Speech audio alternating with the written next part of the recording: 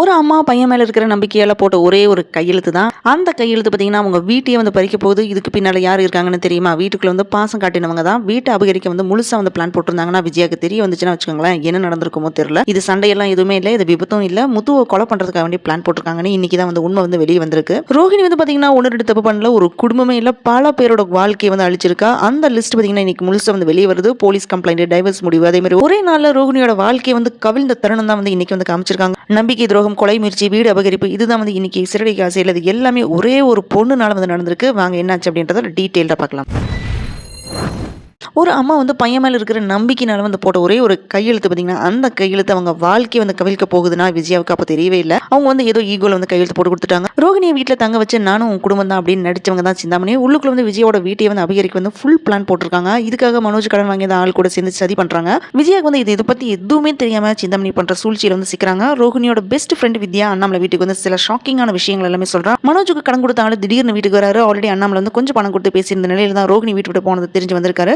So அந்த பொண்ணை நம்பி தான் வந்து கடன் கொடுத்தேன். இப்போ அவங்களும் இந்த வீட்டில் இல்லை. இவரால் வந்து தனியாக எப்படி வந்து கடன் அடைக்க முடியும்? அந்த அளவுக்கு இவர் புத்திசாலியும் இல்லை அப்படின்னு வந்து சொல்றாரு. மனோஜ் வந்து பார்த்தீங்கன்னா மட்டம் தட்டி ரோகிணியை புகழ்ந்து பேசுறதுனால விஜய் வந்து ரொம்ப அதிருப்தி ஆகுறாங்க. என் பையன் கடன் அடைப்பான், அதுக்கு நான் பொறுப்பு அப்படின்னு வந்து சொல்றாங்க. அதுக்கப்புறம் அவங்கள்ட்ட வந்து அக்ரிமெண்ட் வந்து கையெழுத்து கேட்கிறாரு ஃபினான்ஷியர். அப்போ வீட்டில் இருக்கிற எல்லாருமே தடுத்துட்டுமே மனோஜுக்காக வேண்டிய கையெழுத்து போடுறாங்க விஜயா. கடைசியில் ஃபைனான்சியர் வந்து சிந்தாமணி கிட்ட கால் பண்ணி நீங்க சொன்ன மாதிரி செஞ்சுட்டு அவங்க பையனுக்காக வந்து கையெழுத்து போட்டாங்க அப்படின்னு தான் சொல்றாங்க. ஸோ அப்போ சிந்தாமணி என்ன சொல்றாங்கன்னா இதுக்கப்புறம் நான் பாத்துக்கிறேன் அப்படின்னு சொல்லிட்டு கால் வந்து கட் பண்ணிடுறா. இதுக்கடையில தான் மீனாவோட தம்பி சத்யா வந்து ரோட்ல நடந்துட்டு வந்துட்டு இருக்க சமயத்தில் தான் சிட்டிட்ட வேலை பார்த்த ஒரு பையன் வந்து பைக் வந்து தள்ளிட்டு வரான். ஸோ அவனை பார்த்த உடனே சத்யா வந்து வண்டியை நிப்பாட்டி வந்து பேசிட்டு இருக்கான். சிட்டிட்டு இருந்து வந்துட்டான் அப்படின்னு வந்து சொல்லிட்டு இருக்கான். வைஃப் வந்து கர்ப்பமா இருக்கிறனால பணத்துக்கு வந்து ரொம்ப கஷ்டப்படுறேன் அப்படின்னு வந்து சொல்றான். அப்போ சத்யா அவன் சொல்றதை கேட்டுட்டு இவனோட ஃபைனான்ஸ் கம்பெனிக்கு வா அப்படின்னு சொல்லி விசிட்டிங் கார்டு வந்து கொடுத்துட்டு கொஞ்சம் பணமும் வந்து கொடுக்குறான். அதுக்கப்புறம் பார்த்தீங்கன்னா சத்யாவோட ஆஃபீஸ்க்கு வரான். அவன் வந்து என்ன சொல்றான் பார்த்தீங்கன்னா சிட்டிக்கிட்ட வேலை பார்த்தனால எங்கேயுமே வந்து வேலை தர மாட்டேன்றாங்க. அதனால நான் டீ கடை வைக்கலாம் அப்படின்னு இருக்கேன் அப்படின்னு வந்து சொல்றான். ஸோ ஒரு 70,000 ரூபாய் வந்து தேவைப்படுது அப்படின்னு வந்து கேட்கறான். சத்யா வந்து என்ன சொல்றான்னு பார்த்தீங்கன்னா ஃபைனான்ஸ்ல வந்து கடன் வாங்கி தரேன் அப்படின்னு வந்து சொல்றான். இது கேட்டு சந்தோஷப்படாம என்ன சொல்றான்னு பார்த்தீங்கன்னா உங்ககிட்ட வந்து ஒரு உண்மையை சொல்லணும் அப்படின்னு வந்து சொல்றான். உன் மாமா முத்துவோட பிரேக் வேற ஒரு தடவை சிட்டி தான் வந்து கட் பண்ணி விட்டான். இதுக்கு ரோகிணி தான் வந்து கார் சாவி எடுத்து கொடுத்து ஹெல்ப் பண்ணாங்க அப்படின்னு வந்து சொல்றான்.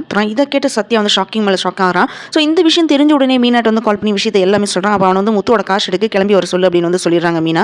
இந்த பக்கம் பார்வதியோட வீட்டுக்கு வந்து விஜயா வந்து கிளம்பி வராங்க. அப்போ அவள்கிட்ட வந்து என் வாழ்க்கையை வந்து இப்படி போயிடுச்சு அப்படின்னு விஜயா வந்து புலம்பி அழுதுட்டு இருக்காங்க. அப்போ பார்வதி என்னாச்சு அப்படின்னு விசாரிக்கிறாங்க. மனோஜோட கடன் பிரச்சனை வந்து சொல்றாங்க. அதோட ரோகிணி வந்து டைவர்ஸ் பண்ணணும் அப்படின்னு வந்து சொல்லிட்டு இருக்காங்க. அப்போ பார்வதி என்ன சொல்றாங்கன்னா எனக்கு தெரிஞ்ச ஒரு வக்கீல் வந்து பேசுறேன் அப்படின்னு சொல்லிட்டு அங்கிருந்து எந்திரிச்சு போயிடுறாங்க. அப்பதான் சிந்தாமணி என்ன சொல்றாங்க பார்த்தீங்கன்னா எனக்கு தெரிஞ்ச ஃபைனான்சியர் கிட்ட வந்து பணம் வாங்கி தர மாஸ்டர் அப்படின்னு வந்து சொல்றாங்க. முத்து மீனா 2 பேருமே வீட்டுக்கு வந்ததுக்கு அப்புறம் எல்லாருமே கூப்பிடுறாங்க. அவங்களுக்கு வந்து ரோகிணி தான் வந்து பிரேக் வேற கட் பண்ணதை பத்தி முத்து வந்து சொல்லிட்டு இருக்காங்க. இவர் வந்து கொலை பண்ற அளவுக்கு வந்து துணிஞ்சிருக்கா மாமா அப்படின்னு மீனாவும் கொந்தளிக்கிறாங்க. ஸோ அதை கேட்ட எல்லாருக்குமே வந்து ரொம்ப ரொம்ப ஷாக்கிங்கா இருக்கு. அப்போ முத்து என்ன சொல்றான்னு பார்த்தீங்கன்னா போலீஸ்ல வந்து கம்ப்ளைண்ட் பண்ண போறேன் அப்படின்னு வந்து சொல்லிட்டு இருக்காங்க. அப்போ மனோஜ் விஜயா 2 பேருமே சேர்ந்துட்டு நீ கம்ப்ளைண்ட் கொடு அப்படின்னு வந்து சொல்லிட்டு இருக்காங்க. அந்த சமயத்துல தான் பார்த்தீங்கன்னா வித்யாவும் முருகனும் 2 பேருமே வராங்க வீட்டுக்கு. ஸோ ரோகிணி பத்தி கொஞ்சம் உண்மை எல்லாமே சொல்லணும் அப்படின்னு வந்து சொல்றாங்க. அதுக்கப்புறம் அவளை பத்தின விஷயங்கள் எல்லாமே வித்யா வந்து சொல்றா. ரோகிணியோட உண்மையான ஃபேஸ் வந்து கிளிக்கிற மாதிரி வந்து இருக்கு. இவர் சொல்ற உண்மையை கேட்ட உடனே மீனாவோட பூக்கடை எடுத்தது, அதே மாதிரி கோயில் முன்னாடி இருந்த மீனா அம்மா கடையை வந்து தூக்க வச்சது, பார்வதி வீட்டில இருந்து 2 லட்சம் பணம் வந்து திருடுனது, மனோஜ் கடையில் காணாம போன பணத்தை எடுத்தது அப்படின்னு ரோகிணி செஞ்சு எல்லா விஷயத்தையுமே புட்டு வைக்கிற வித்யா. ஸோ இதை கேட்ட டோட்டல் ஃபேமிலியுமே இப்போ செம்ம ஷாக்கிங்ல வந்து இருக்காங்க. போலீஸ்ல வந்து கம்ப்ளைண்ட் பண்றதுல வந்து விஜயா வந்து உறுதியா வந்து இருக்காங்க. ஆனா அண்ணாமலை என்ன சொல்றாரு பார்த்தீங்கன்னா அதெல்லாம் வேண்டாம் அப்படின்னு வந்து ஷாக் கொடுக்குற மாதிரி வந்து சொல்றாரு. நான் கிருஷ்ண பத்தி வந்து யோசிக்கிறேன். அதே நேரம் மனோஜோட வாழ்க்கையில இனிமே ரோகிணி வேண்டாம் அப்படின்னு சொல்லிடுறாரு.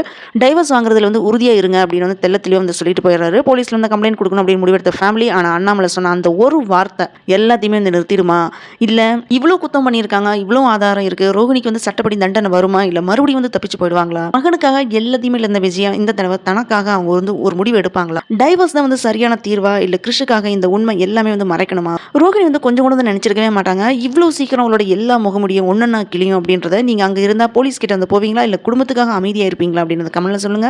அடுத்த எபிசோட்ல இந்த முடிவு வந்து எப்படி மாற போகுதுன்ட்டு நம்ம எல்லாருமே தெரிஞ்சுக்க வெயிட் பண்ணுவோம். மிஸ் பண்ணாம அரேபியன் அணி சேனலுக்கு சப்ஸ்கிரைப் பண்ணுங்க. Thanks for joining with me. இந்த வீடியோ உங்களுக்கு பிடிச்சிருக்கும் நம்புறேன். இந்த வீடியோக்கு லைக் பண்ணுங்க, ஷேர் பண்ணுங்க, சப்ஸ்கிரைப் பண்ணுங்க. Have a great day.